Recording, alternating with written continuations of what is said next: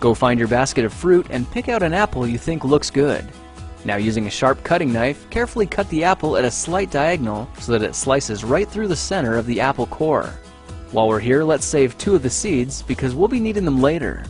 Now that we've got our 2 halves, let's take the side that still has the bottom attached and place it face down on a cutting board. We'll need to place 2 butter knives perpendicular with the top and bottom of the apple. Now we can carefully cut down along one side of the apple core until the knife bottoms out on our makeshift spacers, then use the spacers as a guide to gently cut in from the side. When the 2 cuts meet, you'll have an apple wedge that pops right out. And while we're here, let's cut a piece from the other side the same way. Now our goal with these is to cut out 3 more L-shaped wedges about a 1/4 inch thick. And this time, rather than cutting in sideways toward your fingers, try turning the piece over so you can cut downward and meet the first cut at the bottom. Now with a little wiggle, a new apple wedge should break free. If you repeat the process 2 more times, then stagger the pieces back together, the effect is a beautifully layered wing. Now just cut the other piece the same way and your swan's body should look like this. To make a place for the head, all we need to do is carefully cut into the front of the body and gently lift the pieces out to reveal a clean and fairly deep groove. At this point we can go ahead and grab the other half of the apple and place it between the butter knives like before, but this time we're just going to use them as spacers to cut an even slice off the bottom.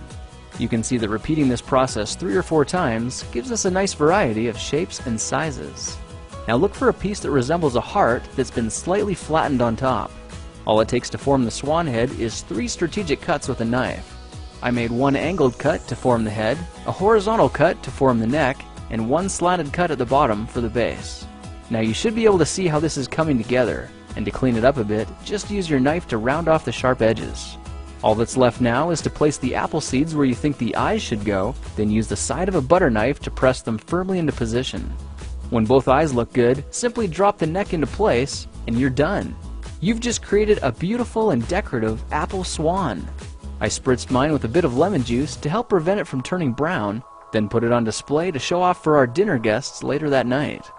If you try using different apples, you'll get a nice contrast of colors, and every bird will look a little bit different.